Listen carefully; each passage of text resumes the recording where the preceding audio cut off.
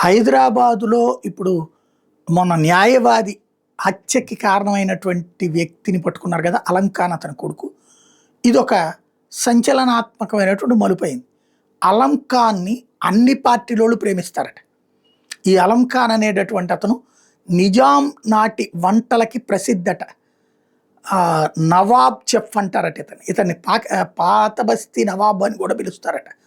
ఇతని వంటకాలు ఇతనికి వండే వంటకాలకి వరల్డ్ ఫేమస్. ప్రపంచంలోని అనేక దేశాలు ఇతన్ని పిలిపించుకుని వండించుకున్నాయి, రాజకుటుంబాలతో సహా. అదే సందర్భంలో తెలంగాణలో ఏ అగ్రనాయకుడు అయినా సరే, కేసీఆర్ దగ్గర నుంచి, రేవంత్ దగ్గర నుంచి, కేటీఆర్ దగ్గర నుంచి అందరూ అతని వంట తిన్నవాళ్ళేనట.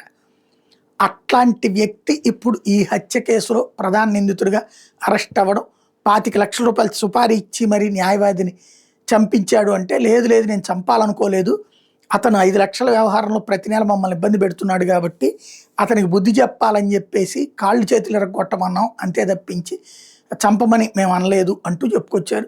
స్వయంగా పోలీస్ కమిషనర్ సజ్జనార్ ఇంత పలుకుబడి ఉన్నటువంటి వ్యక్తిని, ఇతను కాంగ్రెస్ పార్టీకి తెలంగాణ కాంగ్రెస్ వైస్ ప్రెసిడెంట్ కూడా అన్నట్టు అలంఖాన్.